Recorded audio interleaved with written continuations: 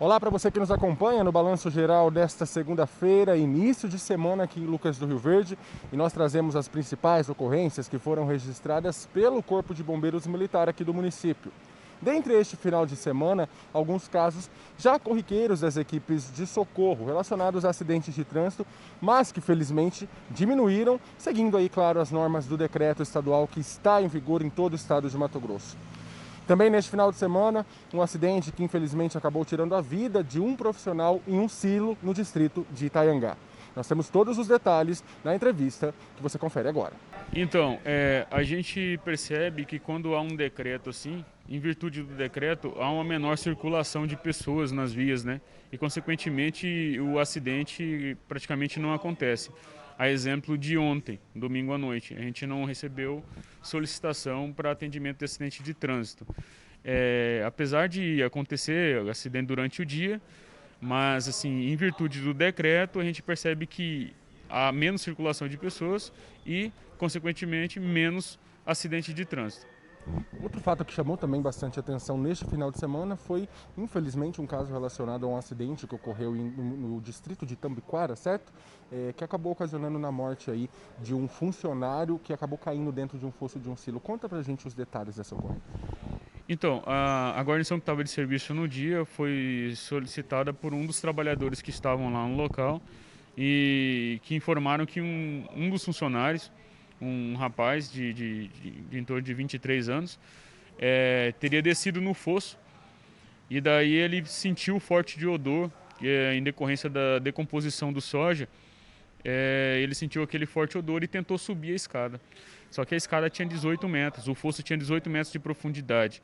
Aí acredita-se que mais ou menos na metade da escada ele perdeu a consciência e sofreu uma queda, causando uma fratura na base do crânio e outras lesões que lhe tiraram a vida, né?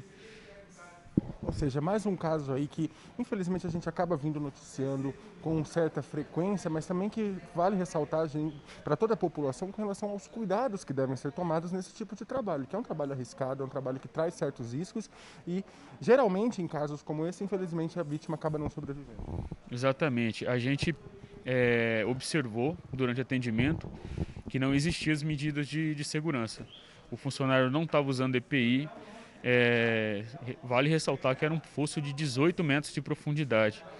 É um ambiente, um espaço confinado, denominado espaço confinado. Existe uma norma regulamentadora para trabalho em espaço confinado e foi observado que nenhuma das exigências estava sendo atendida.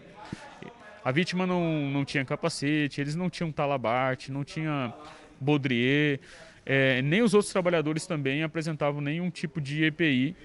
E a função do EPI é exatamente essa, né? Minimizar o acidente quando ele acontecer, ou evitar. E outro detalhe também interessante é que a edificação lá, o armazém em si, ele estava com o alvará vencido, o alvará do Corpo Bombeiro vencido. O que ocorre? Para ter o alvará dentro da vigência, a pessoa tem que ter a formação de brigada em dias, tem que estar com os funcionários todos orientados, e isso também pode ter sido um fator que tenha determinado o acidente. Ou seja, se ele tivesse com o alvará vencido, o alvará vigente, provavelmente estariam com a formação de brigadas em dias, né? Formação de brigada em dia e treinamento em dia, e o acidente não teria acontecido. Pode ser talvez não tenha sido o fator determinante, mas pode ser que seja um fator preponderante para a situação. Infelizmente, mais um caso como esse que nós temos que acabar noticiando aqui, né? Mas também voltando em relação ao decreto estadual. Ele continua em vigência, ou seja, vale lembrar a população que as normas, as medidas devem continuar sendo cumpridas, a fiscalização vai continuar durante todos esses próximos dias. O que a gente pode esperar? Sim, o decreto ele continua em vigência.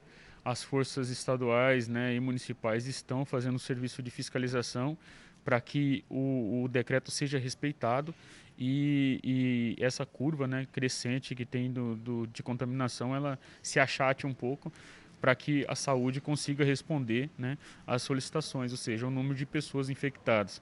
Se continuar crescendo desse jeito, vai acontecer um momento que a saúde pública não tem como atender, e daí o falado colapso, né?